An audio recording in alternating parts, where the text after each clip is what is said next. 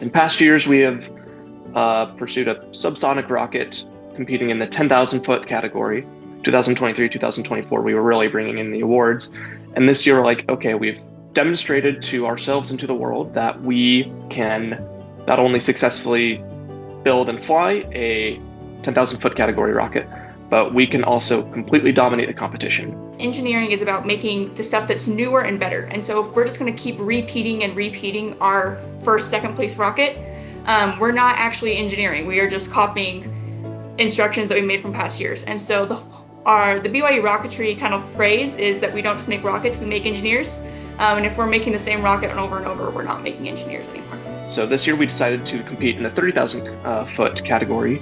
And when you're going 30,000 feet, using these motors, you're going to hit supersonic, whether you like it or not. The week leading up to the competition, I was pretty expectant that at least in like rocket assembly, something was not going to work. Something that we fit together wasn't going to fit anymore. Something was going to be too loose. Something was going to be too tight. Day of launch, smoothest rocket assembly we have ever had. We got the entire thing assembled and through safety check in just over an hour. But then yeah, going on the rod, I remember everyone on the team freaking out. And I was like, guys, the team, like you just disassociate. And as I watched the rocket go up, and I was like, okay, maybe I can associate with this a little bit, like it's going in a line, it's going a little crooked, but I don't have to worry about that.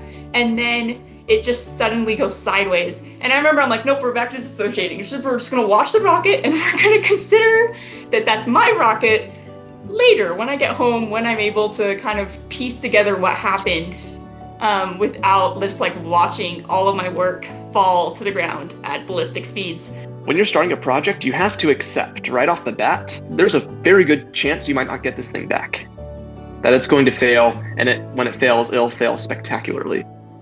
And that's something that I think we've all kind of learned to accept as we go out through rocketry, and that's something we've all, through our own failures and our own experiences, have come to learn. Like if we wanted to win, we'd be in the 10,000 foot category. We are not in this to win, we are in this to do something different. And that's what we did. We did something different, and we did pretty good considering how different we had to do it.